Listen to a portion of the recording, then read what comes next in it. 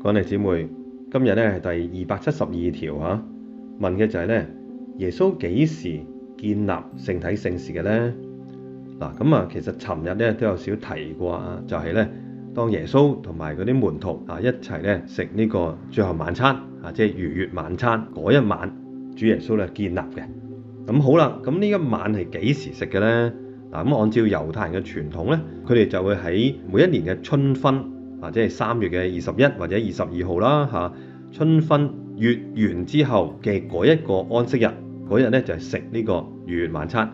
咁嗰個安息日咧又叫做咧大安息日，因為一年裏邊咧得一次係咁重要嘅日子。咁佢食呢餐咧就係紀念啊佢哋嘅祖先離開埃及，離開咧為奴之家啊，成為咧天主嘅子民，非常重要嘅一個紀念係嘛？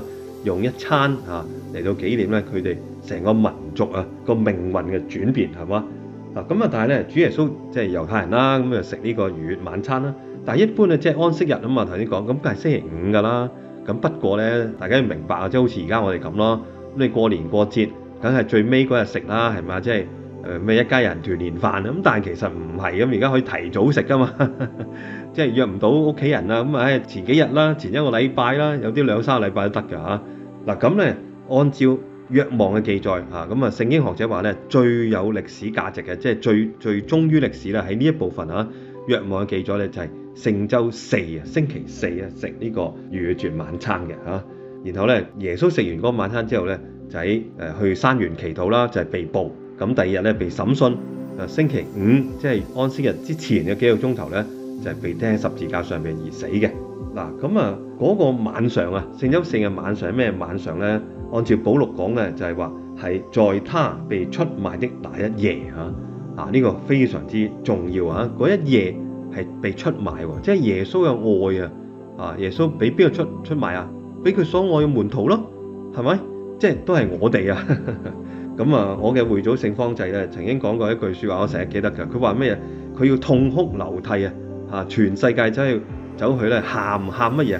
佢話因為愛人嘅愛咧不被人所愛啊！佢講嘅就係天主喺耶穌身上呈現嘅呢份無限嘅愛咧，人竟然拒絕佢啊！不過更加重要嘅係，雖然我哋拒絕佢嘅愛啫，但係天主咧從一而終啊，愛到底啊！就喺呢份愛底下咧，喺呢份愛裏邊咧，耶穌建立聖體聖事啊，以餅同埋酒嚟到咧象徵啊，具體象徵地呢個就係我嘅愛啦啊！具體象徵就係話咧係實在嘅表達佢嘅愛嚇。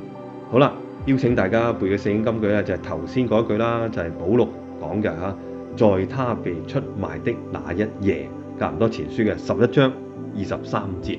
等我哋咧，雖然係一個好痛苦嘅、好難過嘅晚上，但係都係充滿住愛嘅晚上，充滿力量嘅晚上，因為天主嘅愛咧超越一切。在他被出賣的那一夜，格林多前書11章23節。